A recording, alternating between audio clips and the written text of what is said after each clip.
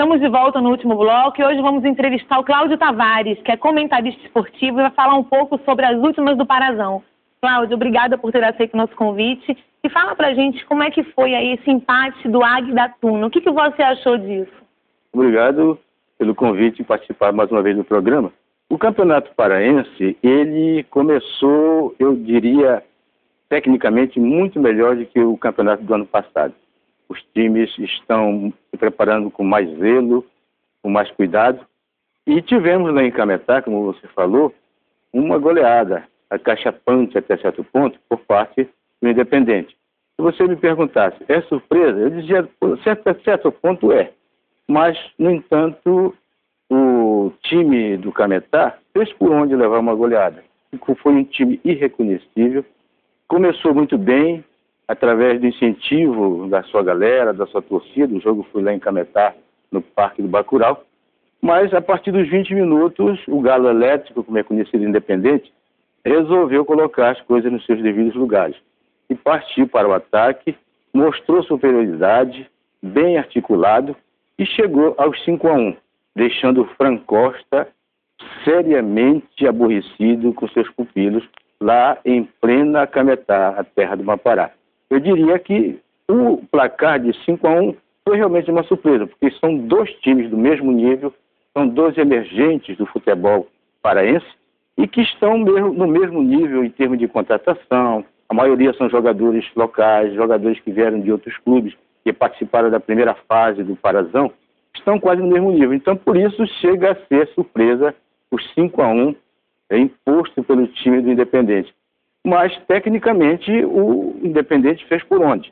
Foi um time muito superior, errou pouco. Em futebol, hoje, devido ao excesso de marcação, os técnicos preparam as suas equipes quase nem para jogar futebol, mas é para marcar, é para não deixar o adversário ganhar, é só para isso.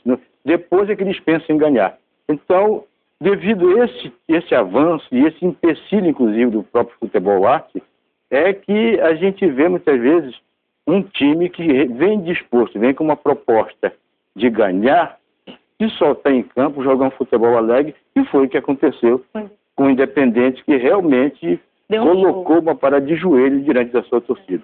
Agora, deixa eu te perguntar, eu ia te perguntar sobre o Independente, lá no Parque do Bacurau, mas eu te perguntei sobre a Tuna e Águia, mas tudo bem, essa ia ser uma próxima pergunta, mas aí eu queria que você falasse também sobre o jogo da Tuna e do Águia. A Tuna e o Águia. A Tuna, eu considero a Tuna, aliás, todas as pessoas que labutam no futebol paraense conhecem a estrutura que a Tuna tem. A Tuna é o terceiro grande do futebol paraense. Ela não é um time emergente. A Tuna tem 10 títulos do Campeonato Paraense, 2 títulos nacionais, é bicampeão brasileiro. Então é um time de respeito com uma estrutura fantástica que muitos clubes... E voltou bem agora, né? É uma estrutura fantástica e muitos clubes não têm. Tem campo próprio, tem sede campestre, tem uma estrutura maravilhosa. Então é um grande time. Estava afastado do Campeonato Paraense por negligência de seus diretores, seus dirigentes, que não souberam gerenciar bem a Tuna, ficou fora do campeonato, porque é uma pena, porque é um grande clube com uma grande estrutura. Voltou agora, numa primeira fase, inclusive foi campeão da primeira fase. Um time bom, inclusive o Fininho e outros que estão agora no Remo, estavam naquela altura. Se ela continuar com aquele time, era uma série de candidatos ao título. Foi praticamente sofrer um desmanche. Logo depois do encerramento da primeira fase, a Tuna perdeu os seus melhores jogadores que foram comissados por grandes clubes, inclusive o Finini, que foi para o Remo, né? E outros que voltaram para o Águia. Então ela sofreu um desmanche. Quando se esperava que o técnico da Tuna ia realmente fracassar, porque até há 2 semanas atrás a Tuna não tinha um time completo ainda para jogar, para começar o campeonato.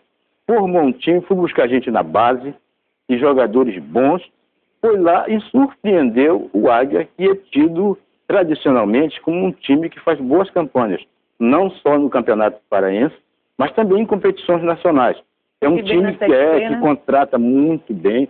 O Águia tem essa coisa, o cuidado que seus dirigentes têm de contratar. Eles contratam jogadores, dificilmente o Águia contrata um jogador ou jogadores que vão para o banco, como não é o caso do Remo e do Paysandu, que a maioria, muitas vezes, contrata 15, 20 ou 30 jogadores e a maioria foi para o banco, não é verdade? São jogadores que vêm, não se Como sabe esse jogo agora que vocês me como dorme o famoso. O Águia não, ele tem esse cuidado de contratar. Fez bons amistosos, inclusive antes de começar o campeonato. Então todo mundo esperava que o Águia fosse realmente massacrar o time da Tuna, que foi daqui meio capenga.